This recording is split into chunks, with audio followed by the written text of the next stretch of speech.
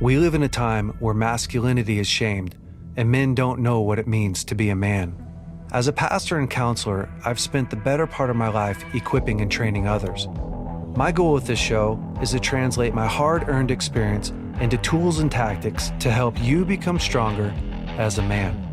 This is the BraveCo podcast. I'm your host, Jason Vallotton. All right, welcome back to the BraveCo podcast. This week, I'm here with Tim. What's up, guys? Dude, so some of you guys might know Tim, but a lot of you guys probably don't know Tim. Tim is in charge of our podcast. He's the guy that makes all this stuff happen behind the scenes. And man, we got a bunch of questions in, so we're doing Q&A today. And I just thought it would be cool if Tim and I just answer these together, have a dialogue about it. Mm-hmm. But Tim, why don't you give us just a quick fact about your life? Okay. Give us like an embarrassing moment too. Okay. Do you know? Yeah. Yes. Well, quick fact, I'm running. Oh yeah. Yeah, I've been training for a 10K and that's been fun. I've been loving that. Because you just started. We were doing some tiny habits practices as a team. Right. And one of the habits that you picked was to start running. Right. Which was what, 2 months ago? Yep. Mm-hmm. And you did a 5K. Yep. In honor of your brother. Yep. Who passed away. Right. Just share that a little bit. Yeah, my brother, he unexpectedly passed away last October, and he loved to run. And so it was just one thing that kind of popped up where, man, I just thought, it'd be great to honor him, and he was a big 49ers fan too, so to do the run in San Francisco kind of felt like it just made sense. So did that, and then started training for a 10K, and we'll see where it takes me. But super cool. Yeah, so proud of you. You've been married for how long? 4.5 years. Yeah. You're a veteran, man. Yeah, man, I'm feeling it. yeah, but learning a lot. Learning from you, learning from this podcast myself, that's kind of a fun thing about my job is that I edit these and we get to learn. Yeah, learn a lot. So, an embarrassing thing. Do you have anything embarrassing? Yeah. Oh, I got it. Yeah. I got seasick on one of our anniversary trips, in Cancun.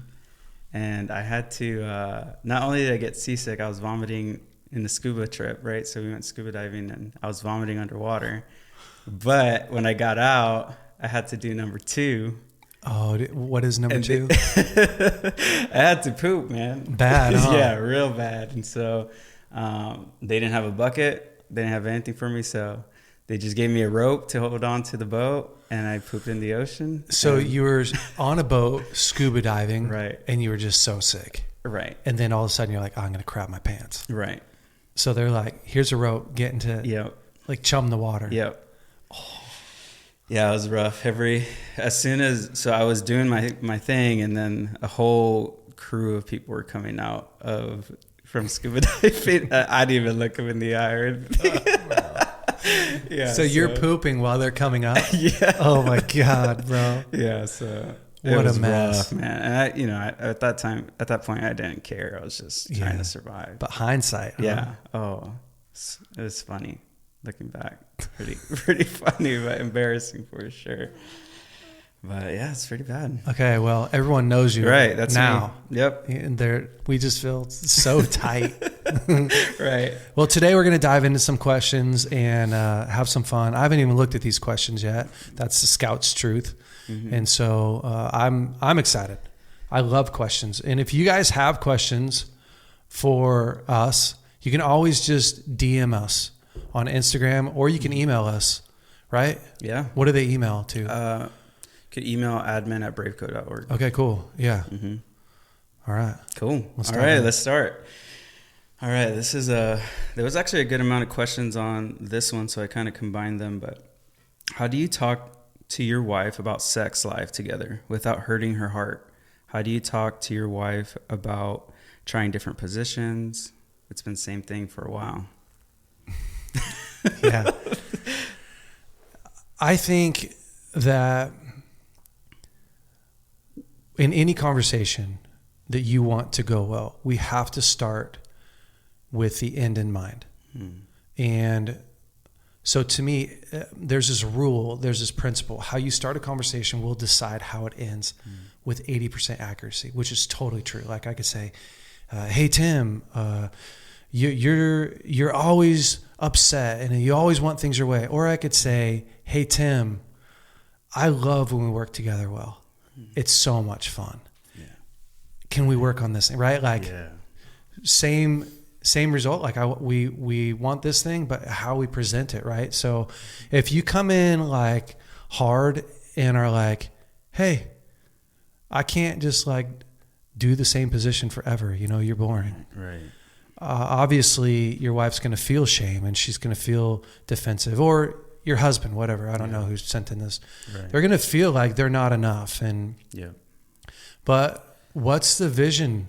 Why? Like, why do you need a different experience? And so I would come into that conversation like, I love my time with you. Yeah. It's incredible. And I want to experience different things with you, whether it's in life, exploring different places, or whether it's in our emotions, or whether it's in our sex life. Like, I want to have different experiences that we can go, never want to try that again. Or like, wow, that's something that we both really enjoyed. Yeah. And I think if you start the conversation from there, there's so much understanding, there's so much compassion. And then that little piece that I threw in there, like, we may go, wow, I don't know that I want to do that again. It gives her permission to not like stuff, or him. You know, it gives you guys as a couple this idea that you're on a journey, because that's the truth, right? Like, your sex life is not about the orgasms, it's about the journey. Right. And same with, you know, everything in life. It's like, it's about creating memories and experiences and bonding together and working together well. Yeah. So that's what I would do. Yeah, that's powerful. Yeah, I think that trust is so important when you're coming into that conversation, and just, you know, the point, like you were saying, is connection. Yeah. And not this orgasm or the most amazing sex I've ever had. Yeah. But it's like, which is great if you have that. Right. But you can't just be chasing that all the time. Right. It's good. It's great. All right. Next question. This one's good because I feel like, I don't know. I just would love to hear your thoughts on this. I feel like I was like, man, I wish I would have asked this question too. But the difference in time to rest and let God make the way versus time to step up and make it happen. I feel like if I had to like rephrase it, it'd be like, how do I know when I'm like to just keep going? Like, oh, I need to push myself, or okay, I need to take care of myself, take a step back. Yeah. Like, how do you know the difference? Yeah. Trial and error. Right. I mean, sometimes it really is trial and error, right? Because we're learning God's voice. And I don't know anybody, including my dad, that's like, but there it was right there. It just nailed it perfectly every time. And so I think there's pain points on either side of, wow, I'm doing too much, and I'm not doing anything. Right. And I think when you start to pay attention to like the season you're in and what you feel like you're responsible for, where your conviction lies inside of that season, and then on top of that, like what you feel like God wants you to do, we should be paying attention as we're going and course correcting. There's lots of times, just so many times, when I feel like I'll give you an example. Last year, building BraveCo was insane. I mean, everything was fly by the seat of our pants, right? Because it's a startup. So there's no history. There's no like, oh, we do this conference every year. No, we do this challenge every year. And oh, here's our systems for blah, blah, blah. So we're creating them. And there's so much course correction in that, which is good and painful. And then there's opportunity everywhere, because just life is full of opportunity. So it's like, oh, we could go do this conference over here. We could do this thing over here. And so last year was a fruitful and painful revelation of where, like, oh, I just did 3 things that I don't need to be doing. Yeah. And the very thing that I really need to be doing, I haven't been doing. Oh, shoot. There's pain points on both sides of those. So to me, it's like people often look in this sort of like black and white world of like, oh, I wasn't doing enough, I need to be doing more, or, oh, I'm doing too much, I'm burned out. For me, it's like, listen to the feedback. Yeah. And the feedback can come in lots of different forms. It can come from God going like, hey, you got to plant something in order to grow something. Yeah. Or it could be like God going, hey, you got to slow down. Or it can simply be like, wow, I'm tired all day, every day. Right. That's feedback. Right. Or my wife going, hey, it's good to meet you, stranger. I'm like, oh, shoot. Is that where we're at? Right. So I feel like in my life, I model course correction and feedback a lot. And I have different places where I'm getting that feedback from. Again, like I get feedback literally from our employees and the partners, you know, Eric and Michael are giving me lots of feedback like, hey, we need more from you, or man, we can't keep pivoting, or hey, we need another idea, you know, go push. Yeah. And because it's not black or white. It's not like, hey, don't do anything in your season. Right. When have you heard God say, don't do anything anywhere? Right. It's almost always, hey, I'm not in that thing, that one thing. I'm in this thing. Yeah. Grow, push forward, move forward. And so to me, it's in the multitude of counselors, there's wisdom. Mm-hmm. And I don't know really any other way of knowing what's too much except for to be doing too much and listening and go, oh, that's too much. And then you learn it. Yeah. Or having people speak in your life, or continuing to ask God and press in with God, you know? Yeah. So for me, that's the balance. Mm-hmm. It's rarely ever is it you're in a season where you're not supposed to do anything. Right. Like that's so rare. Yeah. Yeah. Yeah. I mean, it makes me think of like just pushing when I feel like being afraid of failure will kind of freeze you into those 2 things. Yeah. Right? Like, oh, I don't want to do it because I don't want to overdo it. And then I'm going to take care of myself, but then I don't do anything. And it's like, you're just kind of stuck. But what you're saying is, hey, let it give you feedback, you know, from your experience, it's going to talk to you back and be like, and trust that you can pay attention and hear that. Yeah. So for me, a sign that you're not doing enough, you're bored, you feel purposeless, you're not challenged, you don't feel proud of your life. It's like, oh, what have you planted? What have you sown? So where are you working? You know, so to me, those are like some signs. And then what are the signs that you're overworking? You can have anxiety. You can feel very fatigued. You can feel overwhelmed. You feel lonely a lot of times because you're doing stuff all on your own. So, you know, I think when you start to understand the symptoms, then we like course correct through all those different emotions. Yeah. That's awesome. Yeah. I love that. Cool. Hey, heads up. Just make sure that you're talking into your mic. Got it. Right here. Women making the first move on men. Is that all right? Yeah. I don't see anything wrong with it. You know, we love our rules.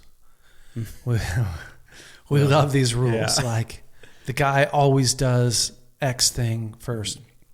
Not always true. And sometimes if a woman doesn't put herself out there, you know, you don't get recognized or noticed. And my rule is a woman can't put herself out there or make the first move every time with that guy. Mm-hmm. So is it best if a guy pursues? Sure. Right. It's way safer for you if you're a woman. Yep. Is that always going to happen? No way. Yeah. Like how many cool experiences did I have when I was single where a girl was like, hey, how are you? What's your name? Where are you from? And I'm like, oh, this is a cool person. Like, this is a really cool human being. Right. And all of a sudden she was on my radar because it's advertising, right? It's marketing and advertising. You can't find somebody if they don't know that you're out there and available. Right. And so also, like, you don't have to do this radical move either. Yeah. You know, so what does it mean to like make the first move? I think sometimes it's just as simple as a starting conversation. Yeah. But I wouldn't even go as far as to say like, oh, a woman couldn't like invite you out to lunch or something, or say, hey, I'm interested in getting to know you more, or like, yeah, feel free. I wouldn't even go as far as say like, oh, a woman couldn't initiate holding hands or a kiss or something. It's just like at some point really quickly, you have to get both people buying in. Right. And then that guy has to understand how to lead. Yeah. Or you're going to feel real frustrated as a woman. But to start it, nah. Yeah. I mean, Olivia, my wife, she actually pursued me first. She did? Yeah. She's like, hey, there's this thing happening. You want to go with me? I was like, sure. But I was not interested. And then after a couple of times, I was like, this girl is amazing. She's awesome. And I think at that point, I just, I became the pursuer and kind of, I was a lot more interested, but I would have. You'd overlooked her. Yep. Mm-hmm. Yeah, I agree. I mean, there's so much. It's marketing and advertising. Right. How do they know that you're available and on the market and interested? Right. If they don't know. I know. And flirting is that too, right? Like flirting, that's where flirting comes in. I think flirting can be a really handy tool for single people that are putting out. I mean, flirting is a way to indirectly go, hey, you're kind of cute. Yeah. You think I'm cute without having to say those words. That's what flirting is. So incredibly fun, really effective. Keep it between unmarried people. Yeah. Great. The church has hurt me. How do I find the right church for me? Yeah. I mean, people are, the people are going to hurt you because, and you know this, like there's nobody that's perfect. So it depends on what you're looking for in a church. Like if you're looking for a group of perfect people who don't make mistakes, you're not going to find it. Right. So nowadays we have access to the internet. So, I mean, you can Google like, what church do you like? If you like Bethel Church, then what churches are like Bethel Church? What churches are affiliated with Bethel Church? I mean, we have a network of 300 or 400 or 500 churches at Bethel Church. So chances are there's a church close to your city or, a church that you can watch online. But to me, we'd have to dive more into like,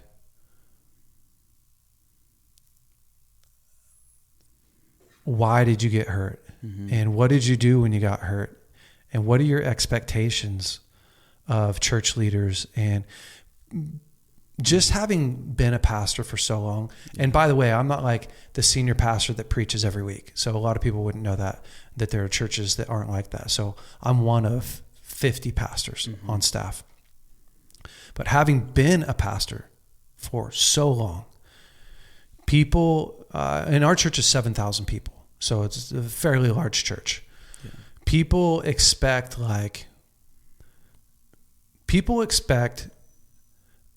that you're going to,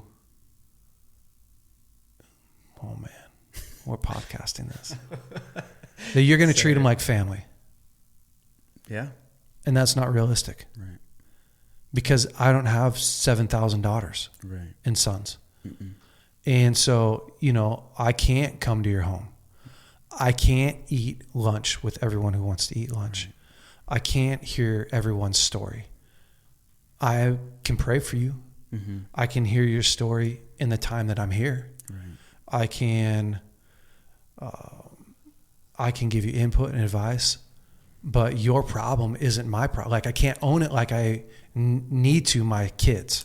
Right. So there's that place of like the circles of intimacy that I don't even know if I've talked about it on this podcast, but there's places of responsibility that we all give people. And so for instance, like my kids, I'm really responsible for my kids. And my kids have access to my emotions, my finances, my time in a way that you don't. Right. But you have more access to me because you're a friend and you're an employee than somebody I don't know. Yeah. And I only have so much capacity. And so I have to find a way to decide who gets what. And so I also want to caution by saying, I know that oftentimes church people go to church to get something instead of give something. Yeah, that's good. And the pastor's not God. He's not your marriage counselor. Right. He's not responsible for your life. He is there to minister, to administrate to help facilitate like the word of God in you, the group, the actual meeting time, the connection between you and God, like creating a space where that can happen, and still healthy values and core values. But I think when we start looking at the church model, like each one of us are a different part of the body, right? Like the Bible says, and we have to do our part. So I have to come to church looking to do my part. And most people come looking to get their part taken care of. Yeah. And my dad would say it like this. So when I was 13, I'm going on a long time about this, but this is important. Yeah, I think so. When I was like 13, I realized, youth group is so boring. I don't want to go to youth group anymore, which was a big deal. Like telling my dad I don't want to go to youth group anymore. I was so scared. I can imagine. Yeah, but it was so painful. Youth group was so painful. I had to. Yeah. So my dad comes home and I sit down on the bed next to him. I say like, Dad, I need to talk to you. And he's like, yeah. I said, I don't really want to go to youth group anymore.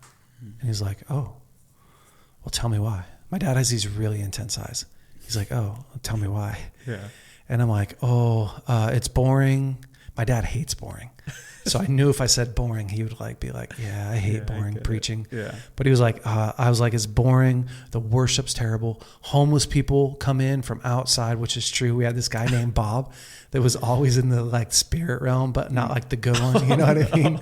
Like after you take a few hits of peyote or something. Yeah. And he said, son, it sounds like you're going for yourself. Well, I thought he was saying like, it's good to go for yourself. Right.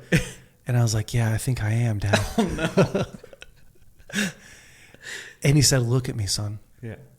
So now I'm like focused on him. He said, going to church for yourself is the lowest level of living for a Christian. Dang. It's the baseline. Dang. I was crushed. I still remember it today. I was crushed. Right. I realized like, oh my gosh, like I'm that guy. Yeah. He said, son, people need you. They need what you have. Right. Like they're relying on you. You have a gift that no one else has. And I believed him. Right. That was the last time I went to church focused on me. Powerful. That's how I found what I love to do. Is I started to go and I was like, I need to find people that need my help. And I'd sit down and just listen to them. I didn't have like these great counseling tools. I was 13. I'm like, I don't rub some dirt on it, like drink some more water. Right. Like, yeah. You know what I mean? Like I didn't have these good tools. Yeah. But I was a great listener and I really wanted to help people. So that's when I started. And the reason why I bring all that up is going back to the very beginning of, hey, I got hurt at a church. My needs aren't being met. Yeah. How do I find another good church? If you don't have the right mindset, you can't find the right church. If you have a mindset that I'm going to go and I'm going to be fed so much, and these people are going to meet all of my needs, and I'm going to, like, do I get fed at church? Yeah, absolutely. Right. But I don't show up at my own house just to get my needs met. Mm-mm. I show up, right? Like, one of the roles of a man is to produce more than you consume. Right. I'm looking to produce when I come home. Yeah. Who needs my affection? Who needs my time? Who needs my energy? Where can I help out? And I get my needs met along the way. Right. So do I ever go to church because I need something? Sure. I went through small seasons where I was like, oh man, I love prayer. Yeah. I love people listening to me. I need a hug sometimes, but man, the real life of being in community there is what I can give to God. Right. And what I can give to people. If you go with that, man, how do you go wrong? That's so good, Jay. Yeah, I feel dude. like I want to go to church right now. Right? Were you feeling that? Yeah. I mean, I think, growing up, I grew up in South Texas, and you don't see men in the church. Yeah. It's all women. And I'm sure, that's probably normal in most places. But that's another thing I loved about our church, is that you see men that are there and they're showing up, and I think it's because, they've bought into, oh, I'm here to contribute. Yeah. I'm here to find purpose. And I think that's, and it's not this like, I think men have a role in actually learning how to provide, protect, what we talk about here at BraveCo. Like, I think that is just so powerful to find their role in a church and actually feel championed, and then, be able to just love on younger men, or, just be able to mentor, or whatever it looks like, serve. Yeah. So have a place. Yeah. It's powerful. I mean, it is. Yeah. We need more men in the church. So, I mean, and it's not, it's not only for you, like you're saying, Jay. It's, it's something that you get to find tools, bring them back home, bring them in your workplace, and, change the world that way. It's true. All right, next question. How to set boundaries with my mom as I transition from single to married? This is a good one. You're mama's baby boy, and then this woman just snatched you. So. Yeah, I love it. So, man, hopefully this happens long before you get married. And that's the truth, right? Is that part of the maturing process of life is that we are constantly adjusting and readjusting our relationship with the people around us. So, let's just start at a baby. You're completely dependent. You are dependent. You need your parents all the time. Wipe your butt, feed you, decide when you wake up, when you go to sleep. I mean, that's it. Right. And man, if you never mature out of that stage, right? Yeah. You are immature. Then you move into the next phase, which is independence, right? And so my daughter's starting to say like, no, I do it. No, I do it. And I'm like, whoa. You can get your own piece of chicken. Yeah, go for it. Yeah. She's 2.5. So she wants to know that she can do it. She's building confidence. And I'm there to help facilitate that. But if she stays in that phase forever and never lets me help her and only wants to do her own thing, well, that's also immaturity. So, right, she's going to graduate into this interdependent world where I lend my strength to her, she lends her strength to me, but also she starts to put me in different places in her life. So me being her dad, I'm responsible to provide, protect, and promote her. As she grows up, gets older, finds a man, that man's going to step into the role of provision, protection, promotion. Right. And I will still do that, but on a much different level. I'm not going to be putting food on her table when she's married. Right. I'm not going to be making sure that her doors are locked. This is going to be a much different role. That's going to be her husband's role. Right. And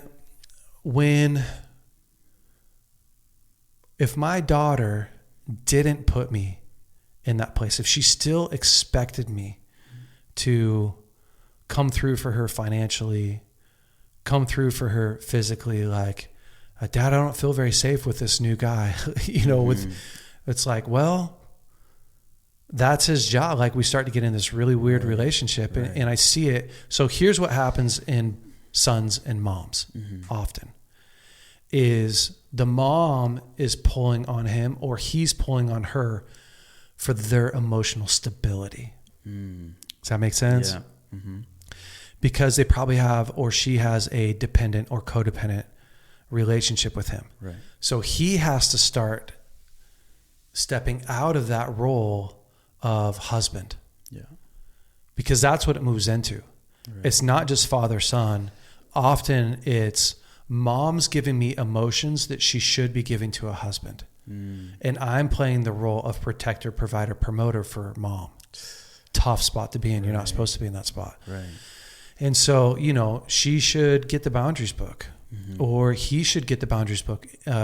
Townsend and Cloud are the ones who wrote the boundaries book. It's incredible.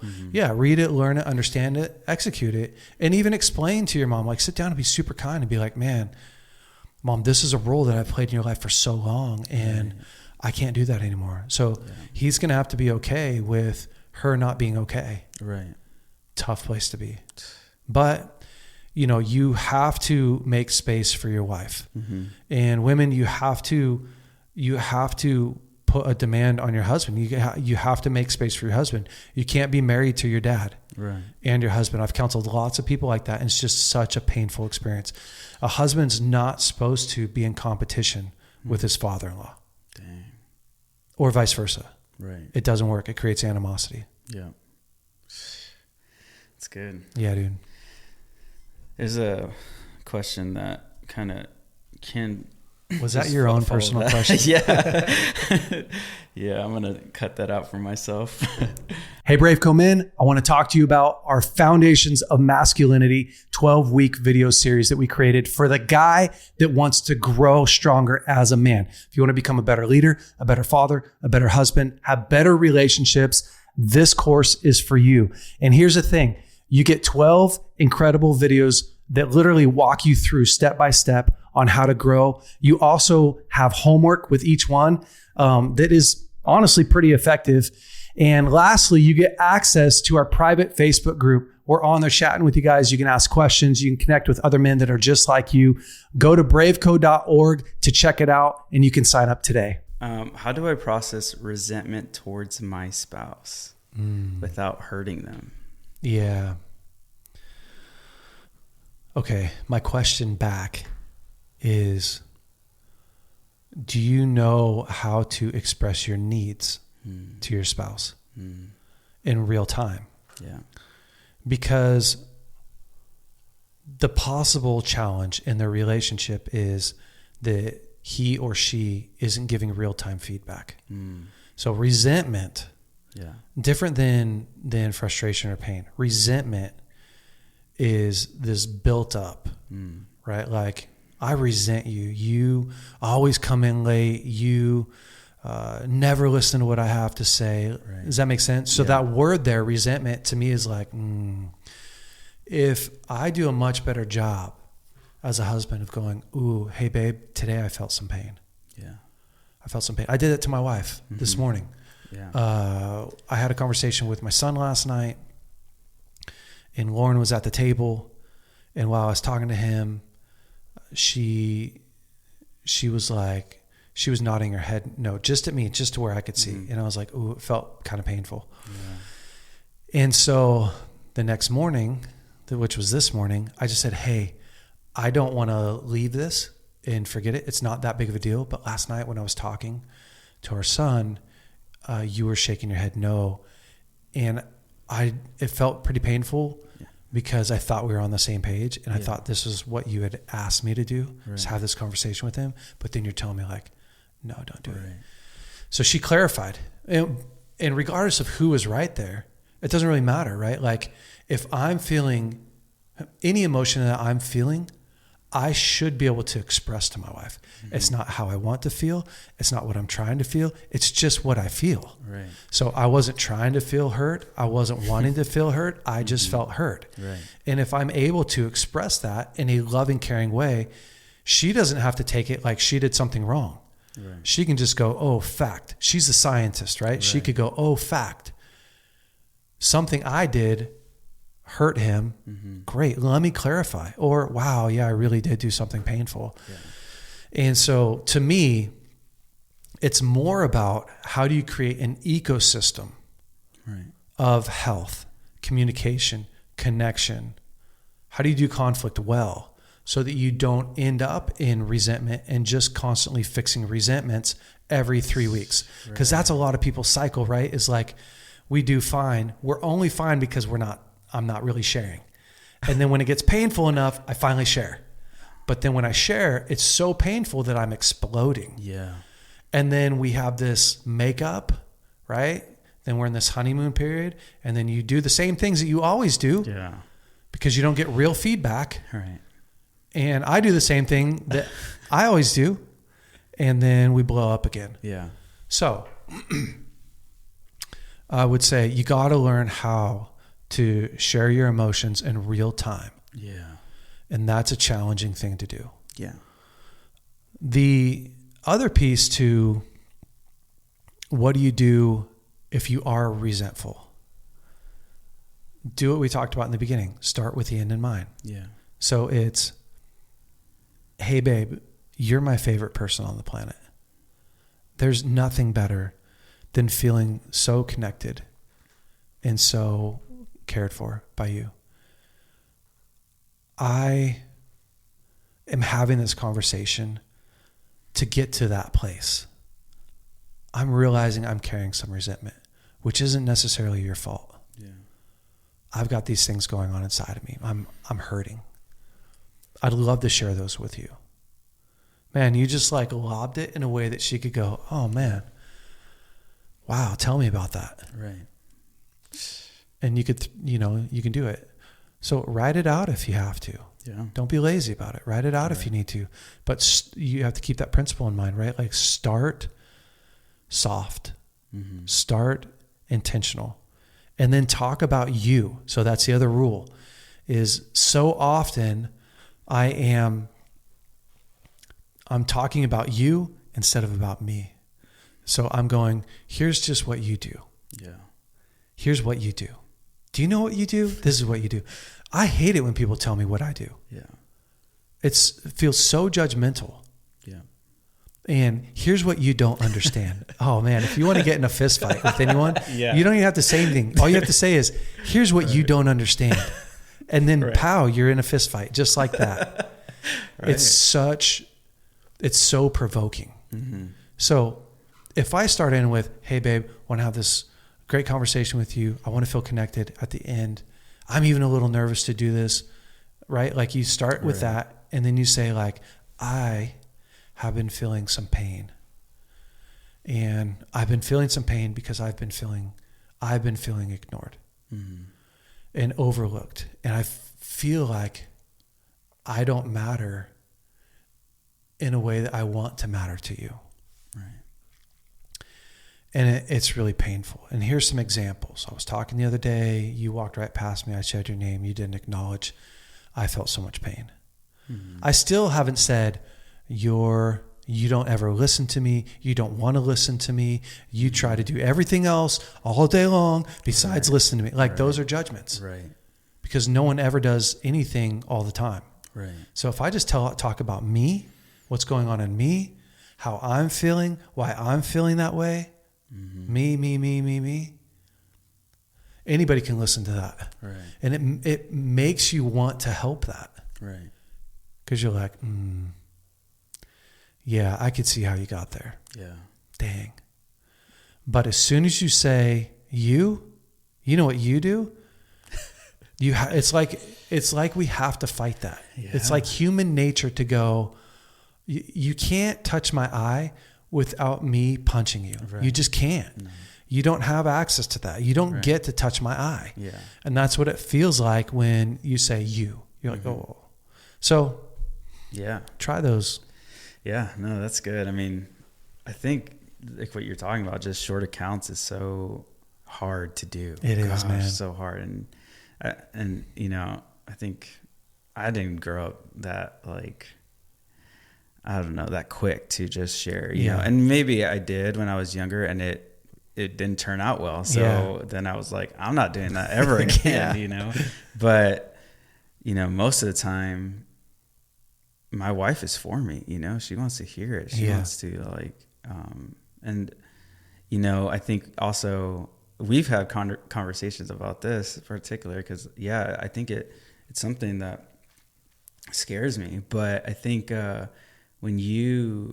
especially when you don't share it, like you were saying, 2 months goes by, bro, and you say you got this whole story.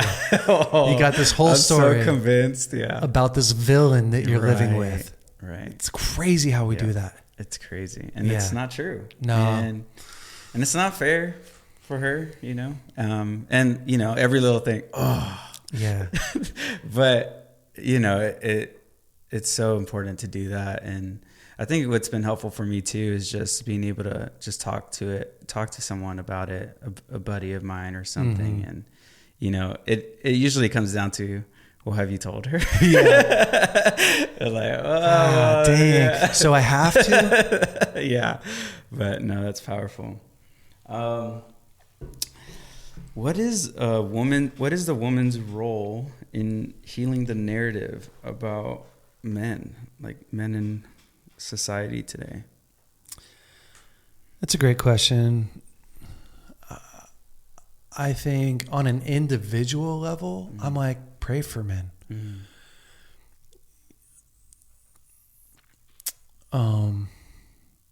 You know, honor men, encourage them. Yeah. Like in a,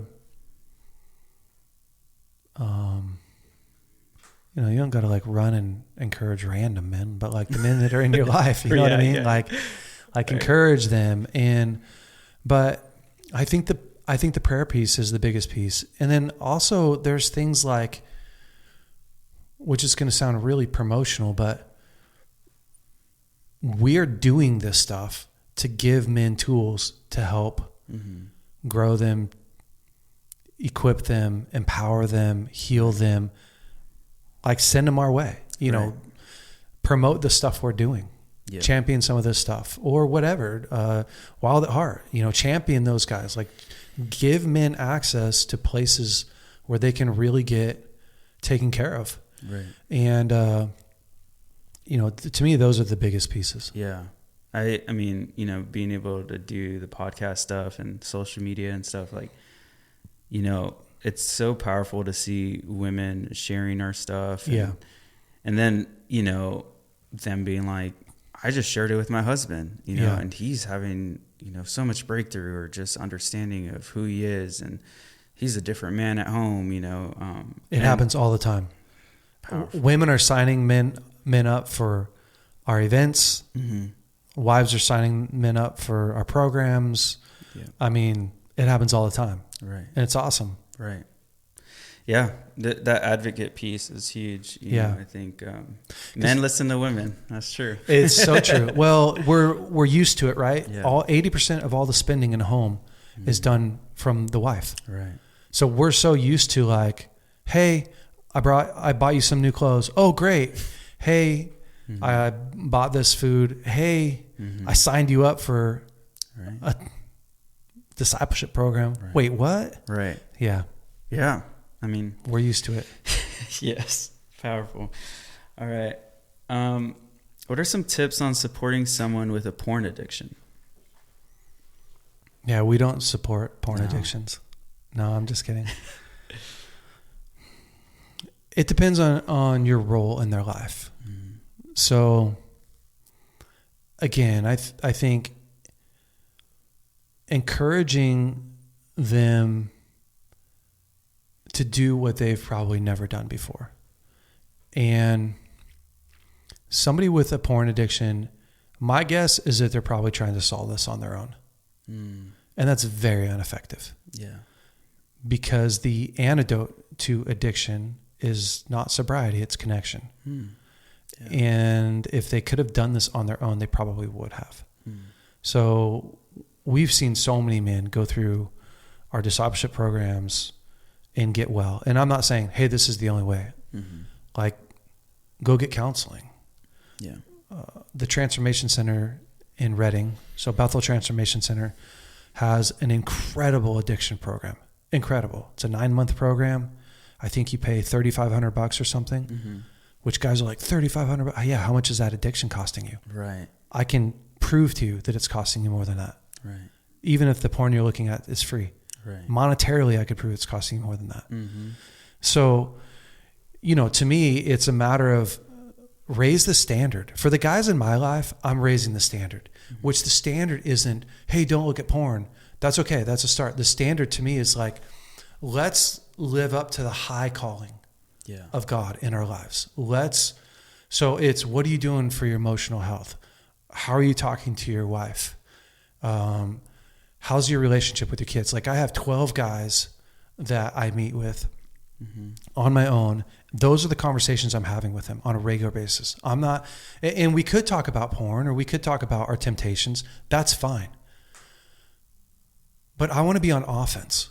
Yeah. I want to live a life of offense. So defense is like, I don't want to be triggered. I don't want to be tempted. I don't want to be, okay, there's a place for that. And I'm not saying like, ooh, that's so below me. Yeah. But living from victory says, I'm a man of purpose who is on a mission to restore other men, right? I'm just talking about me, right. To restore other men. I have a family that will know that they're loved because I will tell them. I have kids that will have healthy identity because I will pour it into them. So I'm on a daily mission to do that. Other stuff that's trying to pull me in those different directions is a distraction. I wouldn't say porn is as like, because we'd like to say like, oh, it's repulsive. Well, I feel tempted like other guys do. It's just not even an option. Yeah. And it's not an option because twice a week, I'm going to be training other men. Yeah. I'm going to be on big calls. I'm going to be teaching or preaching at the church or the school or on a Zoom. I'm going to be leading my family. Like I don't even have time for it. Yeah.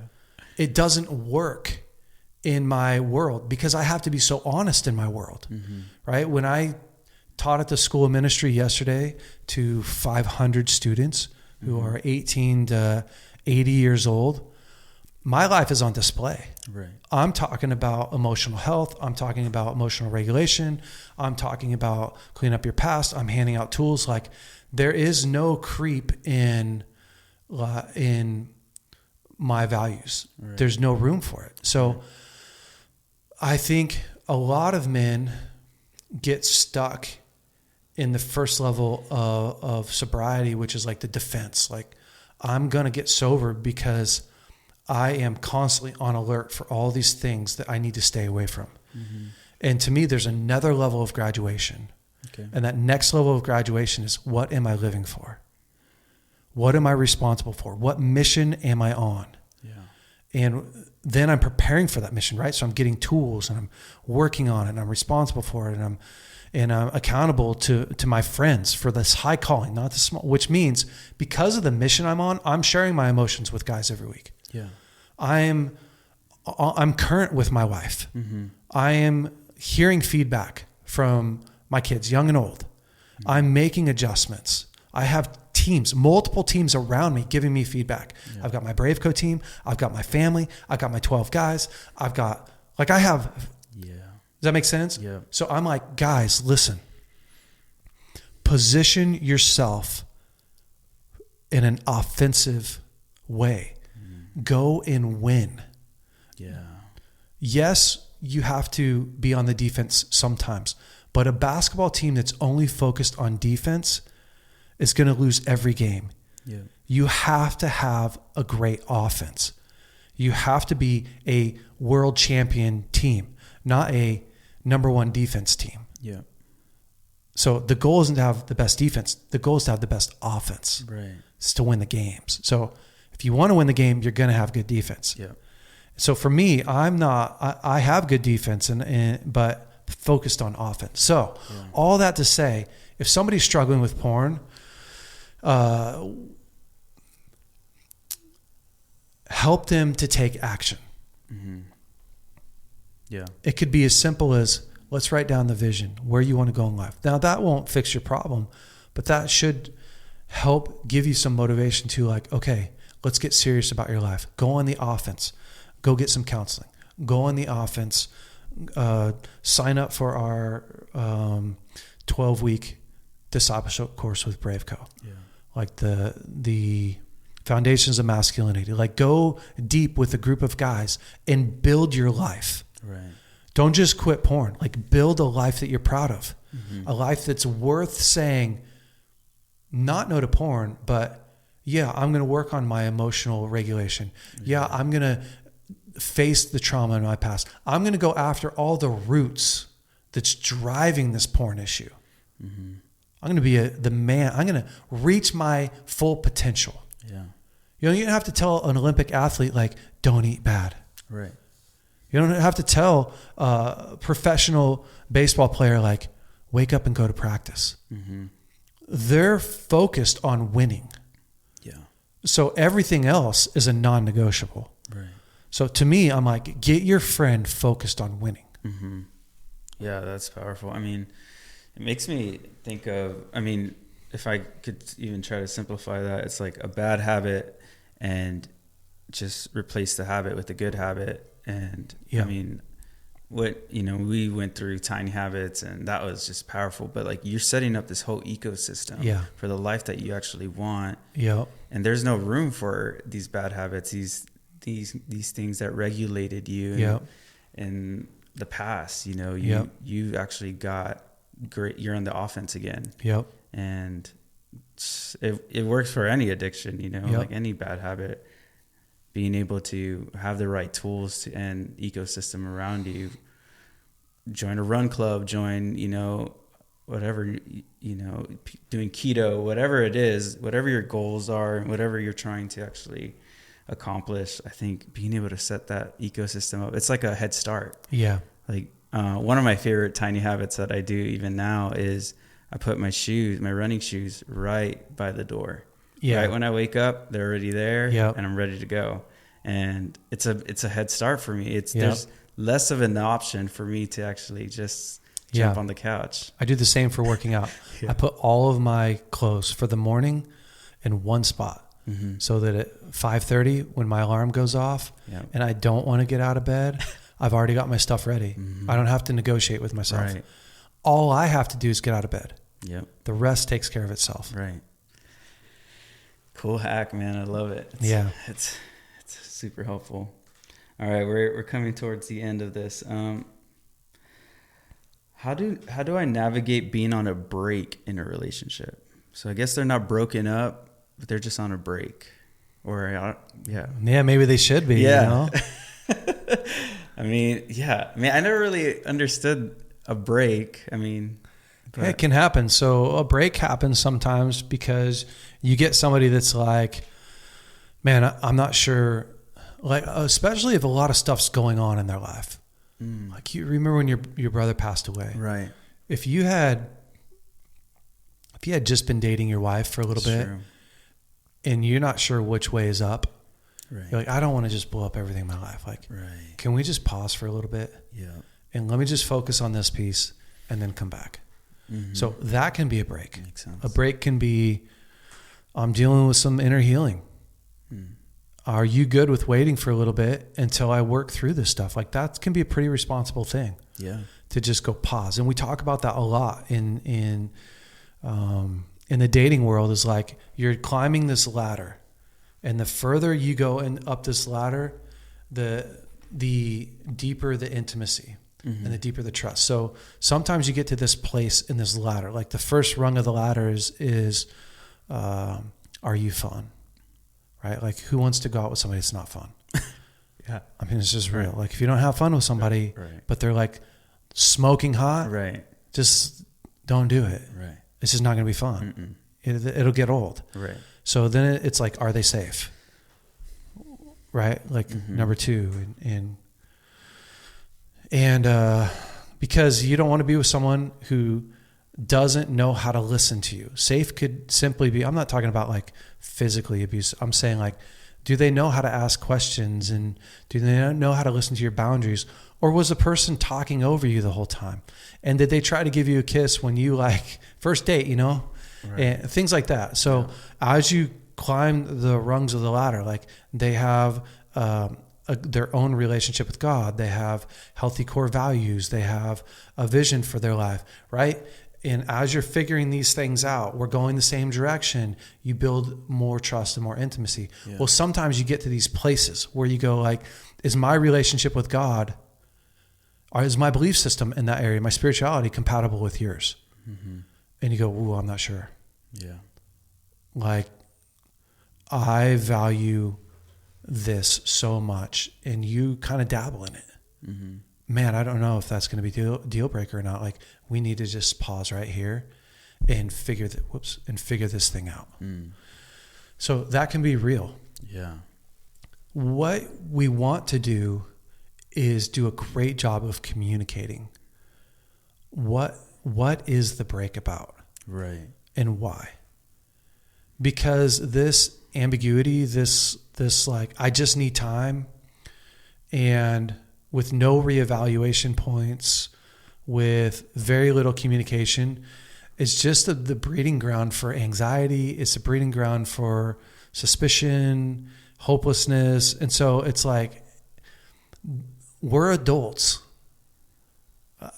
And this is what I told Lauren when we were dating. Like, I'm 29 years old.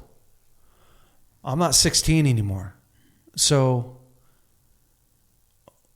if you need something, if this isn't working how you want it to, if you're confused, like, let's handle it like adults. Like, you tell me where you're at and what you're feeling. And it could be really emotional. Like, that's part of being an adult. Right.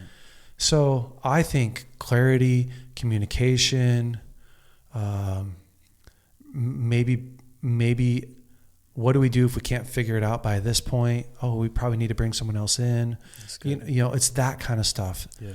The places where people get really hurt is when there's no real clarity, there's no real plan, there's no real understanding. It's like, who wants to stick around for that? Yeah. Right. Not me. Yeah. I mean, I have some friends that took breaks and they've come back, you know, and got married, you know, whatever. And I could see how that is just a powerful time to just kind of reevaluate where you're at, what you need. And I think the communication part is huge, you know, because, you know, I've also had friends that are like, I don't know, do I call her? Do I text her? Do I, you know, what do I do? And that stuff's foolish. Yeah. It's foolish. When you're 16, it's not foolish. Right. But when you're an adult, you just need to be able to talk about those. Hey, I don't want to have to guess when to call you. Right. I don't want to guess what's okay for you. What is it? Right. What is it? Right. Because that's probably why you're on a break, is you're guessing a lot. You're not on the same page. Right. There's no security. There's no real intentionality. It's too ambiguous. It's too organic. Yeah. Organic's fun in food. It's fun in fruit. Organic is great for a lot of things in life. Organic is not great for a committed relationship. It's just not. Yeah. Like, I don't know if we get there, we get there. I don't know if it happens, it happens. I don't know. It's like, well, where does that work anywhere in life? You don't start a business and be like, I don't know if it grows, it grows. I don't know. It's like intentionality is the way, structure, communication. So that's what I would say. Awesome. Well, let's see. Last question here. You ready? Yeah. How can I pursue my wife? How can I bring her into an adventure? It's a great question.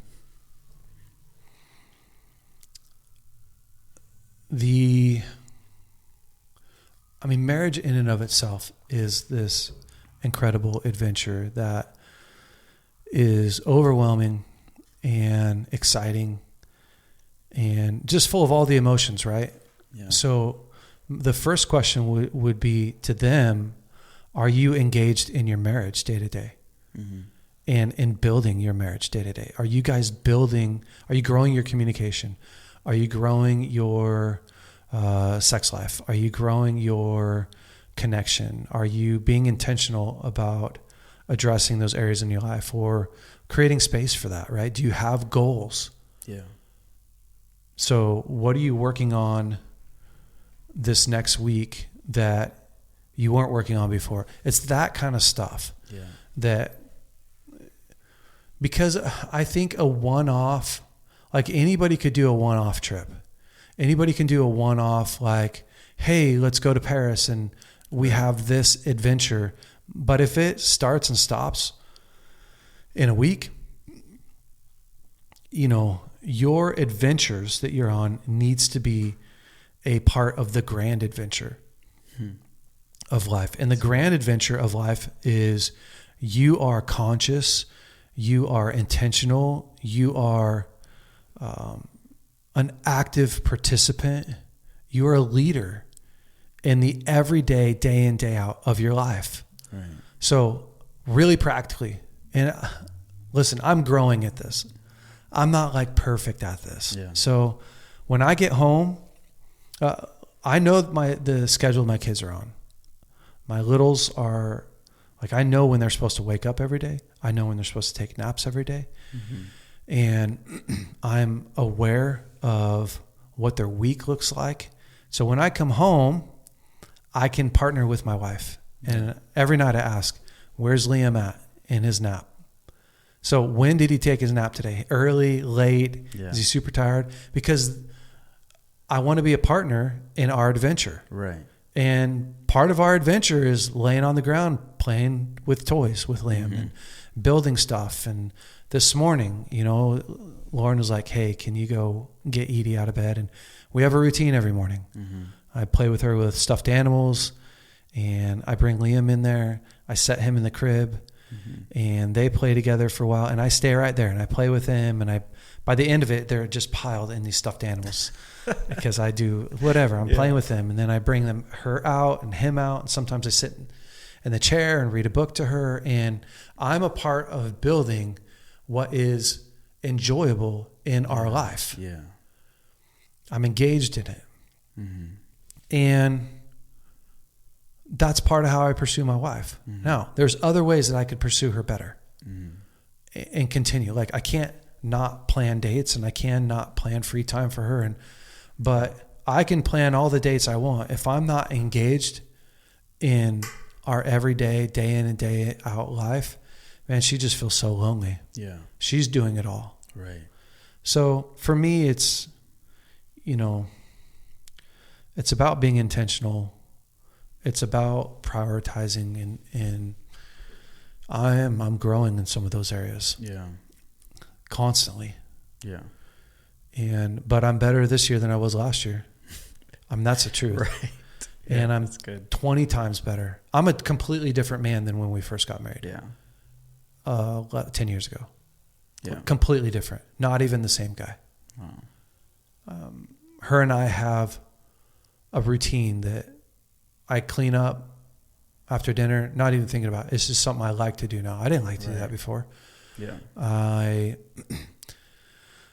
mean, it's just so I can take on cooking dinner after she started it, or I can take the kids, or like I am a fully functioning, you know what I mean? Right. I can just step into almost any role that she's in and take over and do that. And we're teammates. When I get home, we're teammates. Yeah. And when I leave, before I leave in the morning, we're teammates. When I wake up, I'm cooking breakfast or she is. I'm getting the kids dressed or she is. And to me, like, the biggest adventure is the one that you live every single day. Yeah. So show up there. That's great. And it makes tons of room for the other stuff. That's awesome. Yeah, it makes me think of something John Eldredge says. It's like, you know, going the journey for your heart to recapture your heart, like that's an adventure, like one of the greatest adventure you can go on. But it's true.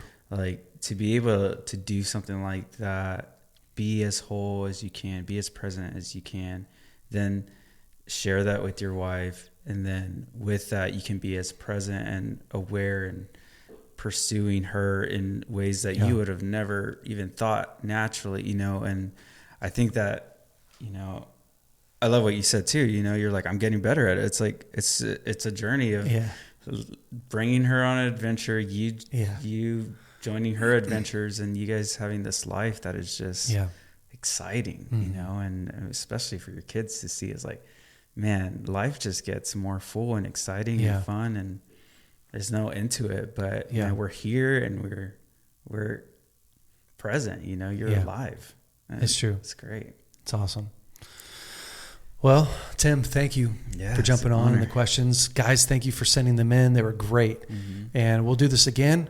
But until next week, stay brave. Stay brave. Hey guys, thanks so much for listening to the BraveCo podcast. If you like this podcast, would you please rate it, review it, leave us a great comment. And if you like this episode in particular, share it with your friends and family. That helps us to spread the word. Guys, stay brave. We'll see you next week.